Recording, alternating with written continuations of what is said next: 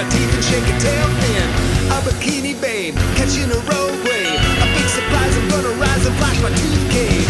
All the buff dudes, safe on the beach food. They're gonna need a bigger boat and barrels real soon. I'm a sea king, a CGI thing. I'm here to eat and bare my teeth and shake a tail fin.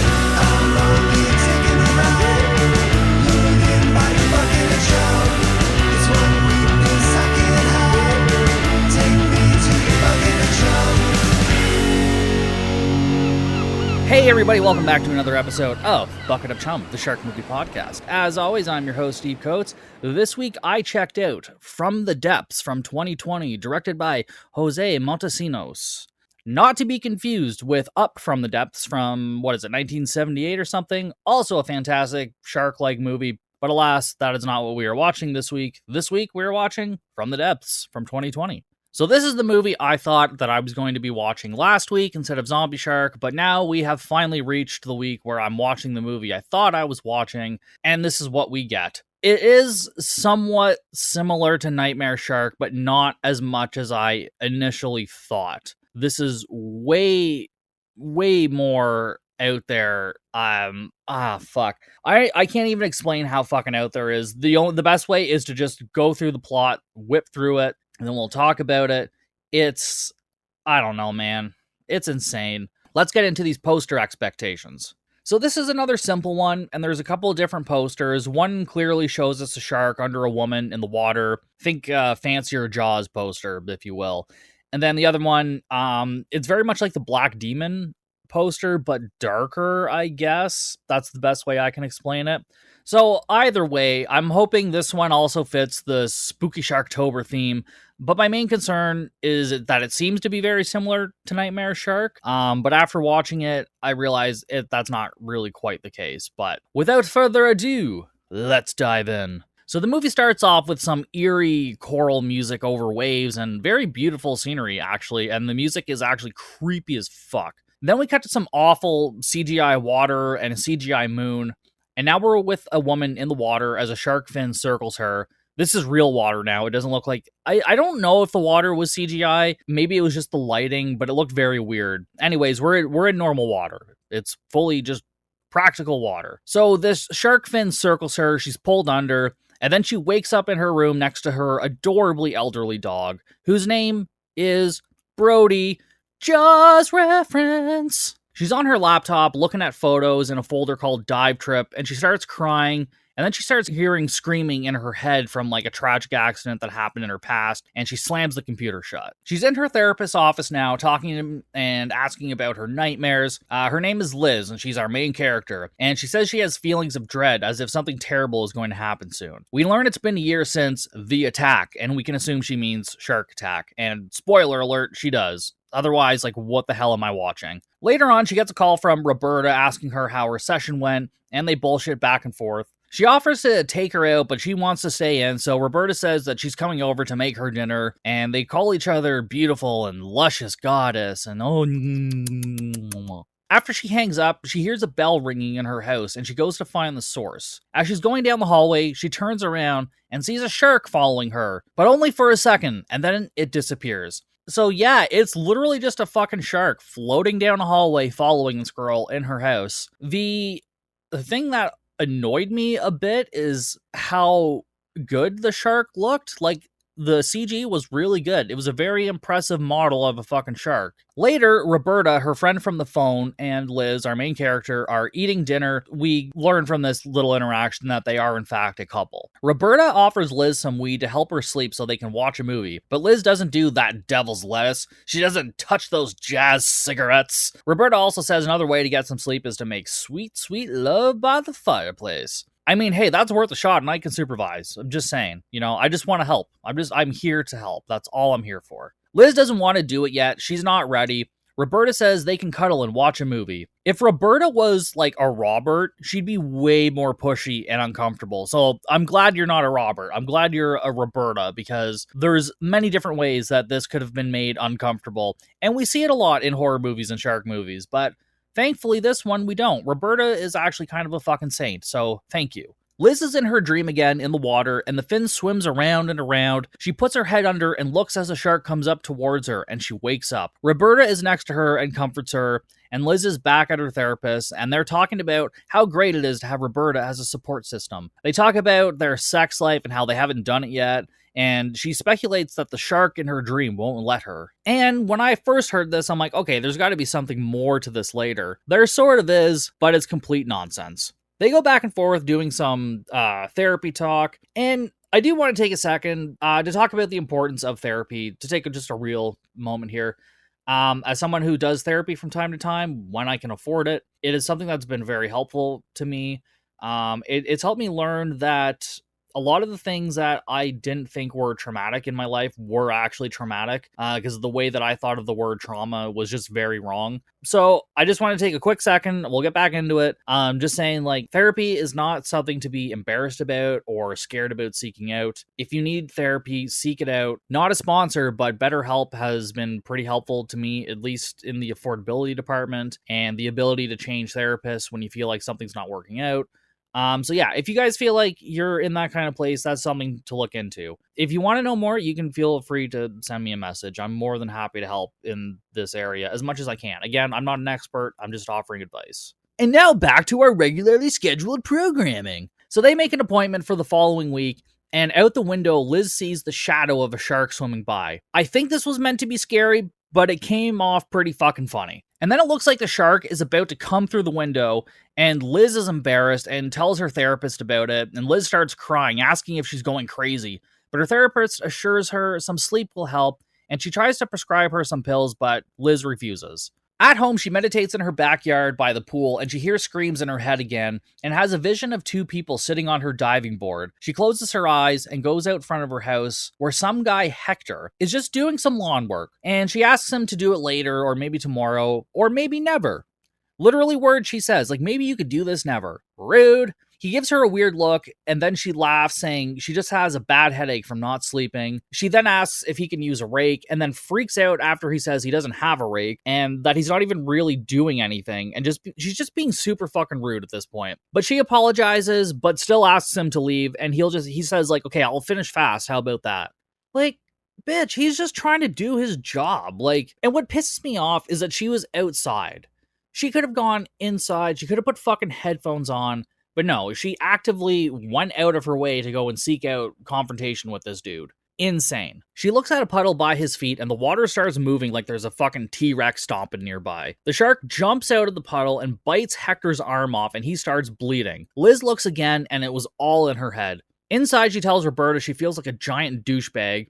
Roberta agrees a little bit. She goes to tell Roberta about seeing the shark chomp on Hector's arm, but she decides against it. Liz has her sharky swim dream. The shark bites at her, and then she realizes it's bitten her leg off. The shark comes back, and then she wakes up next to her dog again. I don't know if this dog is more adorable or about the same as the one from the Black Demon. That's a tough one. The one from the Black Demon had a lot of fucking attitude. And yeah, it's a Chihuahua, but like, I don't know, it pulled it off. That dog really pulled it off. This one's just like kind of an elderly dog and just kind of cute. I don't know. I still like it either way. Just random bullshit. Later on, she hears the ringing again from before, and she goes to find it. She cautiously listens to each door down the hall until she gets to the last door. She opens it, and the shark is inside, and goes to take a bite, but she closes the door. And again, it's just frustrating, like, how good this shark model actually looks, because it's not in the fucking water. It's just always in her fucking house and shit. Sometimes we see sort of this when she's in her dream, but a lot of the stuff we see in her dream is like way more obviously CG, and some of it is there's like a practical shark fin that they do use, I should mention, when they're swimming around her. So there's that. But yeah, it's just frustrating. Like, there's so many movies that could use this like model to really improve it, and She reopens the door, and it's disappeared. She pours herself a glass of wine, smiling that she managed to get rid of the vision. She looks down at her glass and sees an incy-tinsy little tiny shark swimming around inside her glass. So she drops the glass, she looks up, and there's a fucking zombie or dead woman just standing in her kitchen. And she asks Liz if she has some sort of food that she likes in her fridge. And the zombie keeps talking as Liz stands there. The zombie starts petting the dog and casually talking to Liz as Liz is freaking the fuck out. And we learn here that it's her sister, Peyton. So she is the one that she saw that vision on the diving board, the one that died in the shark accident, the shark attack. Peyton asks Liz, what's up? And Liz tells her she's dead, and she already knows this. Liz and zombie Peyton sit at the table and talk. Liz asks Peyton zombie what it's like to be dead, and she says, short answer, it sucks. Then rips her leg off, shows it to Liz, and says, this is supposed to be attached. This movie has taken a sharp left turn I was not expecting. We're just with zombies all of a sudden now. When I saw the trailer or a quick preview for this, I was not expecting like fucking any of this. Liz looks in terror and says she's completely lost her mind. Peyton says Roberta is bad news bears for Liz and she needs to get rid of her. Peyton then apologizes to Liz for having a thing with her boyfriend at the time, Seth. Liz didn't know for sure, but she always suspected something had been going on, so this basically just confirms that her sister and boyfriend had something going on. Peyton then asks if that's why Liz hesitated to pull her up on the boat the day of the accident. And then Peyton disappears, and Liz starts laughing. Liz tells her therapist about what happened, and her therapist seems more interested in this experience rather than actually helping Liz. Which unfortunately is pretty fucking typical for some people, because my fucking family doctor is like this, where actually he's just useless altogether. I'm projecting. Anyways, the therapist asks more about Liz's hesitation, and then if maybe she did hesitate, or maybe she just thinks that she did, and that's kind of what's happening with her head right now. Liz is in her backyard, standing by the pool, and says, not today, when Roberta comes in. Excited for supper, she asks, like, what are we having? And Liz is like, well, I only make two things, stir fry and meatloaf. So Roberta asks, well, what are we having then? And Liz replies, well, I thought we'd have some fish, and then walks inside. So after just fucking saying you only cook two things, and then you make fish, I don't know what this movie is anymore. Is this a comedy? Are we watching a comedy now? I thought we were watching, like, at least a psychological thriller before. Now it's just a full-on fucking comedy, I swear. Roberta thanks Liz for dinner, and then they talk about Liz's therapy session, and we learn that Liz hasn't actually talked about the details of the accident to Roberta yet. But she says she's ready once they get some wine. Because you know us white girls need our wine. Although Roberta's black and Liz is probably white. I'm white? I don't know. That doesn't really fucking matter. It's nonsense. On the couch, we see Liz has a big scar kind of on her butt and hip area, and the doctor has said that she was lucky she didn't lose her leg. But Seth and Peyton weren't so lucky. Because they did. Liz then starts telling the story about how it was her first scuba trip, and when they were out on the raft, she freaked out and went back to the raft because she couldn't do it. Peyton and Seth were yelling for her to come back into the water, and says she recognized the closeness between Seth and Peyton right then and there. She got in the water, felt a pull on her leg, and remembers hearing Seth and Peyton yell, "Shark!" and get back to the raft. Seth got taken first, pulled under, only red water left behind. Peyton swims to the raft, and Liz can see the shadow of the shark following her, too deep for the fin to stick out. Peyton reaches for Liz on the raft, but the shark takes her, leaving Liz on the raft alone. Liz says she thinks she hesitated to pull Peyton out, and she wanted the shark to get her, but Roberta says that's not true, and even Liz can't fully commit to it. Liz and Roberta start making out. Woo! And Liz says she wants to, but Roberta says now isn't the time. But Liz convinces her, and they kiss. Liz is still all snotty and goes to get more presentable as Roberta drinks more wine. In the bathroom, Liz sees zombie Seth. Woo! And he says he's there to stop her from making a huge mistake. And Liz says she's going to walk out there and he's going to disappear. And he says no. She leaves the bathroom, goes to the bed and cries on Roberta. And Liz tells her about the hallucinations. And Roberta says, well, they're gone and I'm here now. And they fall asleep. Aww. I'm telling you, Roberta is a fucking saint. Roberta is like my girlfriend. She puts up with all of my dumb shit, all of my like really weird and dumb mental health problems. So Roberta, Lisa, you guys are fucking saints and I love you both. Liz is in her dream. This time the shark is coming from below very slowly and opens wide. From above we can see the scale of the shark, which is now like a megalodon sized shark. But anyways, she wakes up, she goes and gets coffee, and Roberta is gone for the day. And Liz sees Peyton in the kitchen. Peyton then says Seth told her Liz almost got laid, and Peyton asks for food, even though she can't technically eat. And they have like a whole conversation about this back and forth. Well, can you actually eat? No, but like, yeah, but like, no, but yeah, like, let's get food. And Liz asks her if it's okay if she pours a cup of coffee, and Peyton's like, yeah, sure, go for it. What am I watching? What am I watching? She sits at the table with her, and Liz tells Peyton she looks like shit. and they talk about how Liz was jealous of Peyton's perfect skin when they were younger. Peyton says Liz needs to get rid of Roberta because she's holding her back. Peyton says if she doesn't, then she's cursed to watch her and Seth rot. I mean, if that's the case, like, oh yeah, you're gonna be cursed to watch us rot. Well, can you just wait long enough and then you'll just disappear to nothing? It's kind of a flaw in your plan there, Peyton. Peyton says she doesn't have to understand, she just needs to believe her. Liz asks if everything will be okay if she breaks up with Roberta, and Peyton said, you don't need to break up with her, you need to get rid of her. As Peyton scratches her ear, her fucking ear falls into Liz's coffee and Liz starts gagging. Peyton takes her ear out and puts it back on saying, look, it's all good, and Liz continues to fucking gag. Liz says she still doesn't understand why, and then Peyton's face looks freaky as fuck. Her eyes go black, her teeth go sharp, kind of like a shark, and then she disappears. Liz tells her therapist what happened, and suggests swimming in the pool as a way to face her fear of the water, and to have Roberta there to help her, but Liz says she's still not ready. And then she's very insistent on not getting in the pool. Cut to Roberta trying to coerce Liz into the pool. Liz dips a toe in with Roberta clapping like a fucking child, like, oh my god, you did it, you're so good, I'm so proud of you, oh. And Liz is like, hey, stop treating me like a child, it's fine. She looks into the pool and she sees the shark approaching Roberta, and it grabs her leg, blood fills the pool, and Liz falls back. Roberta is standing in the pool, just fine, just another hallucination. Roberta comforts Liz, and they head inside. Liz sits on the couch crying until she calls her doctor and asks what else she can do, and says she'll try more meditating, and if it doesn't work, she'll finally take meds. She tries meditating by the pool, and her sister interrupts her, making fun of her meditation, like, oh, no, no, no. And Liz sees the shark in the pool, and Peyton disappears. Liz sits in the kitchen while Roberta makes dinner, and they chat, and then Roberta brings dinner over, and Liz just sees a single zombie ear on the plate and pushes it away. And Roberta's like, hey, if you don't like it, you don't need to be that fucking rude about it. Liz apologizes to Roberta and says she's just losing her mind. I can relate, girl. Roberta comforts her and says she can get through this, but she needs to believe it, and makes Liz say that she can conquer this thing.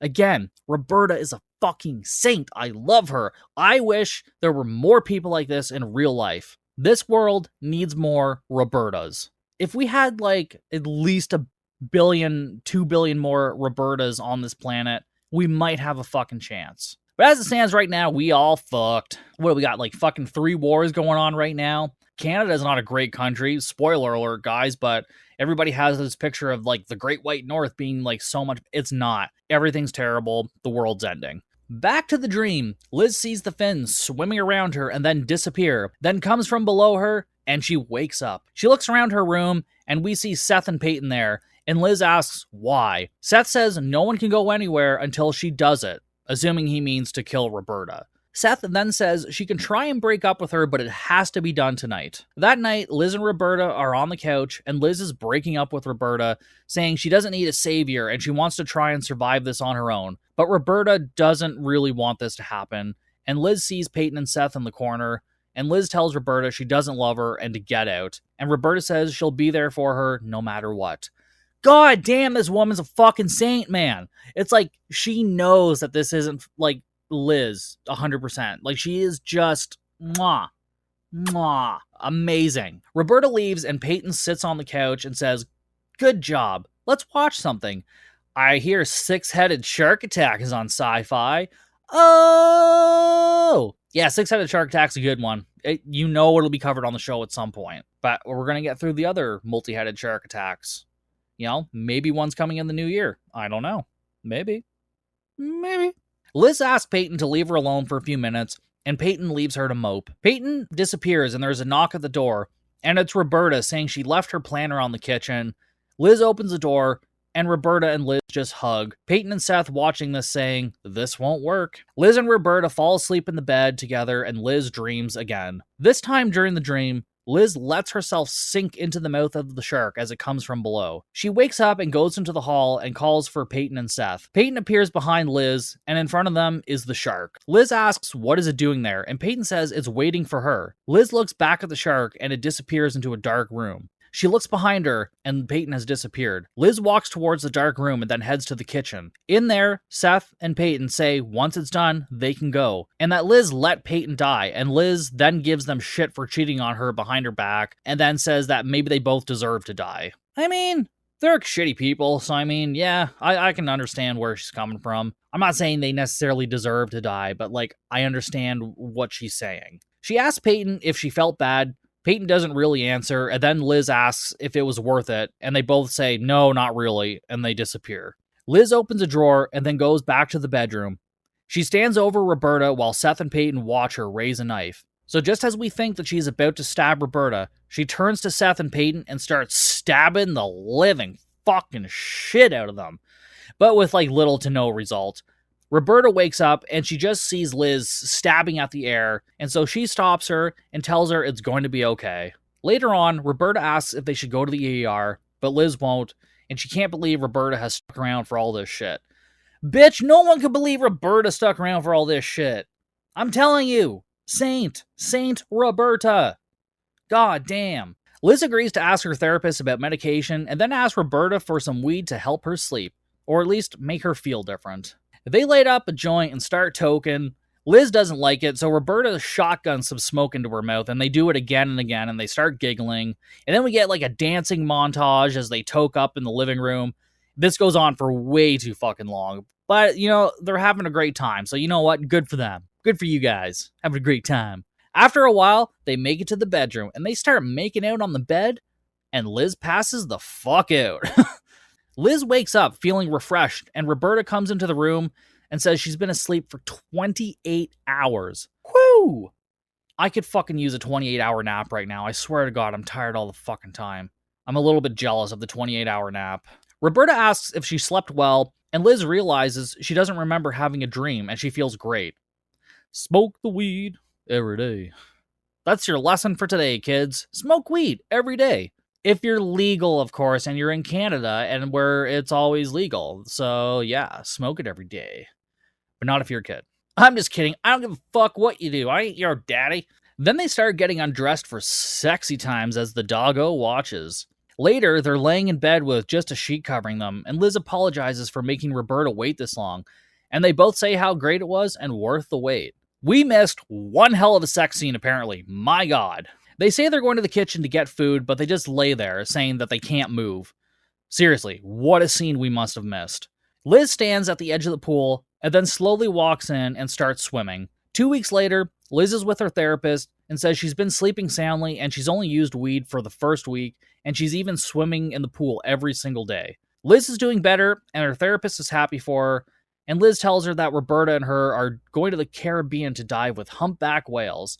And the therapist is absolutely floored by this and very excited for her. Later on, Liz is in her house on her laptop when she hears a thud. She goes around the house to investigate and immediately starts calling for Seth or Peyton. But it was just the dog, apparently. Her phone goes off and it's time for a meditation break. And then there's a knock at the door. She goes to the door and asks who's there, and the man says he has a pizza for delivery with her name on it. She says she didn't order it and asks what the name is, but he doesn't respond. Liz gets frustrated, opens the door, and it's Peyton. Blood starts pouring from Peyton's mouth. She turns into a shark and bites down on Liz. We cut to a hospital room. Liz is on the table, dead.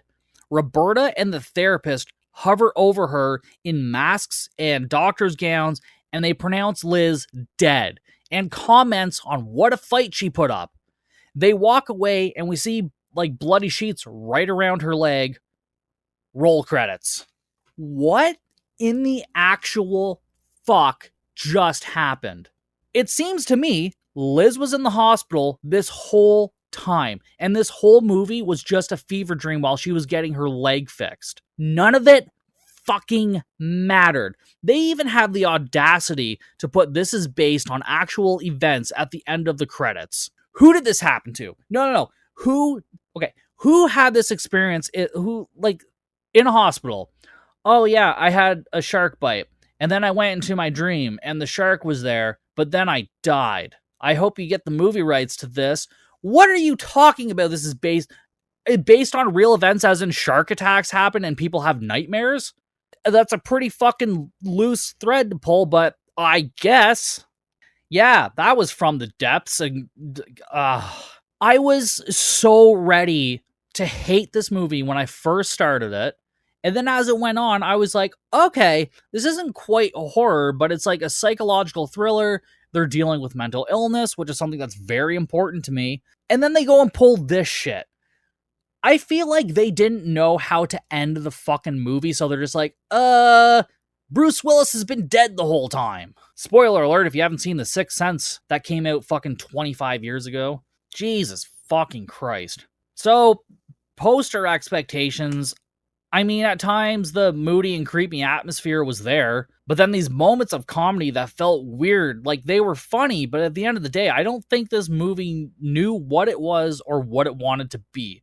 If you're gonna do the comedy, fucking lean into it. Because it wasn't just like comedic relief, like it was just full on comedic bits in a very serious setting, which sometimes works, but for this, it was just weird. It just felt strange to me. Now, where I will give this movie fucking kudos, Liz, Roberta, amazing actors. I thought they did a great job. I don't know what other people's opinions are about their acting ability in this movie, but especially Roberta, she was fucking fantastic. Her character was good, and she's a really good actor. I'd actually be curious to see what other things she's been in, because she was actually that good.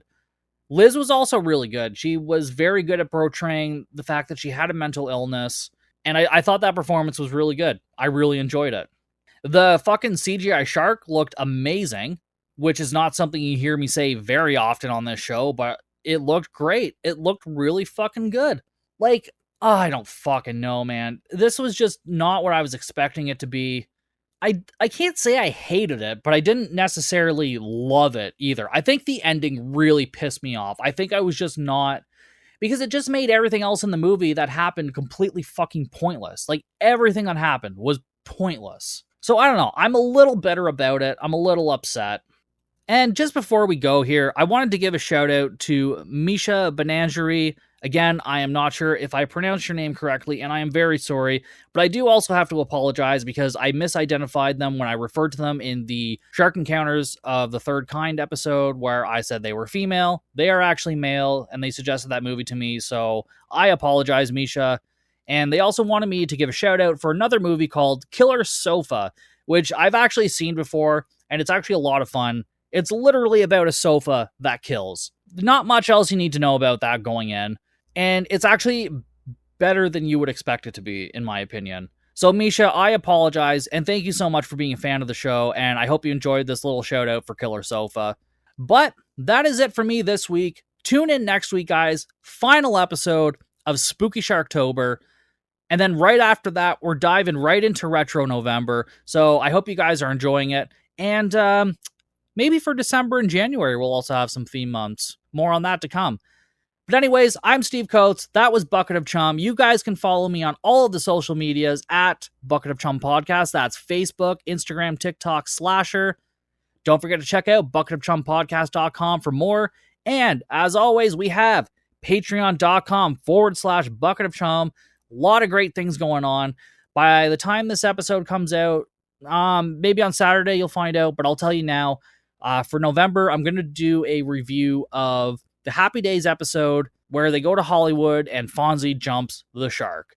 And we're going to talk about the meaning of that term, jump the shark, and how it's affected television, and some examples in TV shows where they have their own jump the shark episodes, quote unquote. So I will see you guys next time for a brand new episode of Bucket of Chum.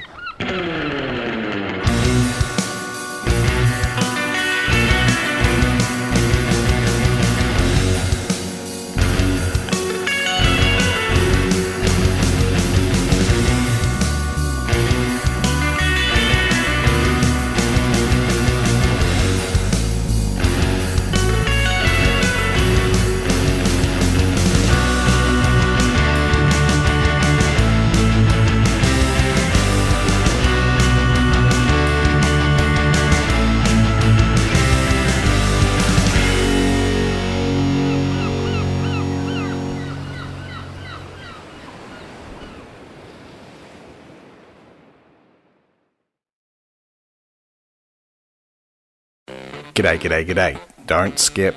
Let me interrupt the podcast that you're currently listening to with some blatant self-promotion. What do you get when you mix two Aussie mates, a splash of booze, well, more than a splash, and some microphones? You get Cheers Big Ears, hosted by myself, the Chad, and my mate, Matt, and sometimes, but more often than not now, my missus, Bobby. It's a podcast of adult beverages and not so adult conversation. It's not serious, far from it. Well, except for that one episode, but that was just that one. We're available wherever you get your podcast fix. Cheers, big ears. Introducing Jake Bannerman, the Dark Lord of Horror. His tales aren't just stories. They are battles against real demons, struggles against the unspeakable, and crusades to shine light in the darkest corners. This is not your usual horror. This is not for the faint-hearted. Its darkness would consume you. Only the bravest dare to venture into this realm. Do you have what it takes? Drawn from life's most haunting moments, Jake crafts his blood-chilling horror tales that transcend fiction, plunging readers into the deepest voids of human emotion. But there's more to Jake's work than just harrowing, dark tales. With every story that he writes and every book he publishes, he supports a cause that's close to his heart. Horror can heal. Horror can save lives. And Jake Bannerman is the living proof of it. Join him on this journey, where tales of terror bring hope, where nightmares fuel dreams, and where the darkest of tales can bring the brightest light. Be part of a horror revolution. Welcome to Jake Bannerman's Hell. We hope to make you come back for more.